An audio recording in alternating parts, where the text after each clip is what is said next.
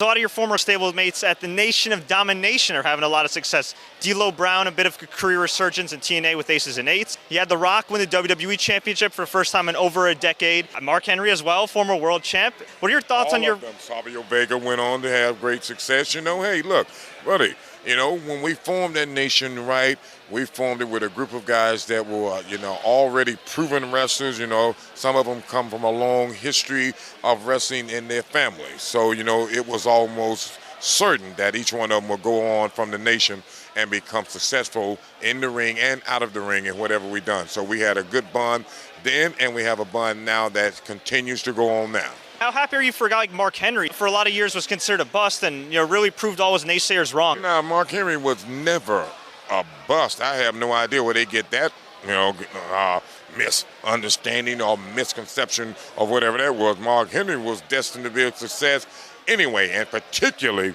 when he got with me and the nation, okay? And that kind of harnessed everything that he had going on already and just molded it and enhanced what he had, which is strength and agility, and which later on went on to prove, just like you said, hey, they were all wrong and continue to be wrong. And you were very successful with the Nation of Domination, four-time European champion, former Intercontinental champion. What's your one great memory that you have being with that group? Just being paired with Ron Simmons, one of the greatest things that's ever been in my life. To this day, he's a great friend. I talk to him probably 5 times a week. Without Ron Simmons, I wouldn't be standing here in front of you right now. So no memory is greater than just being paired with him. And one guy that was really under the radar for a while, I feel like, was Mark Henry, and he really came into his own last year, and he's been a friend of yours for a long time. Any thoughts on his immediate success? I was happy from the day he won the World Heavyweight title. I called him, told him I was proud of him. We shared our own moment there, and just let him know that just keep going on, man. It took a long time to get where he's at. Now let's just go forward and continue on. Now, you've had an incredible wrestling career, but you also had an amazing powerlifting career. I mean, you're a tremendous athlete, and I was doing a little bit of research on you, saying, okay, what can I talk about with Mark Henry? And my God, I mean, your list of wrestling accomplishments is insane, but your pre-wrestling accomplishments are insane as well. When you look back, I mean, do you really feel like it's kind of like a tale of two lives, the one before wrestling and the one during it? You know what, it's actually been about 4 lives. I started off in powerlifting, became a world champion, went on to Olympic weightlifting, became the national champion, 2-time Olympian, and while I was wrestling, I actually kind of said, you know what, I'm going to go back. And I started doing strongman, and in 2002 won the world championship and world strongest man. So, and then to win a world championship in pro wrestling, I think I'm listed as the only human being that's won a world title in 3 sports that have nothing to do with each other. That's pretty incredible. And you had a nice cameo on the 25th anniversary of Monday Night Raw with The Godfather. And it reminded me of how long you've been around. I mean, since, what, 1996, right? 95. Like, it's been a long time.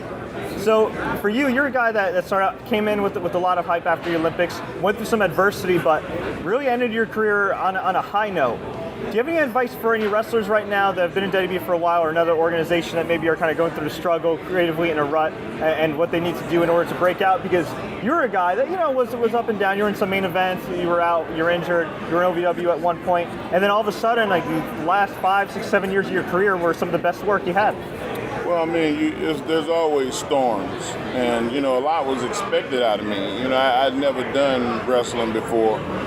And I came in cold turkey. So for me to come out of an anaerobic sport and go to an aerobic sport and to become world champion is, pretty unheard of. I'm proud of the fact that it was a lot of work that went into it, but it wasn't shocking to me. It took me about 3 or 4 years to get really rolling. And, you look at people that train for a black belt, it's not going to happen in a year or 2, So once I got my steam up, it was just rolling downhill. And I got in a lot of fights and arguments with people, and that's why I went to Canada, and that's why I went to OVW, because, you have to humble yourself. You have to acclimate yourself to whatever industry that you're in. I said, man, you meant for this business. And he didn't agree. He wanted to keep doing strongman. And after about 2 more years, he finally said, "Hey man, you think you still get me into wrestling?" And I was like, "Hell yeah." As somebody that's had tremendous success, what's the best piece of advice you give everybody watching this right now? If I was gonna give advice to somebody, I would say shoot your shot. Don't rest on your laurels. Don't think that stuff is gonna come to you. You have to go and take it until people tell you to stop.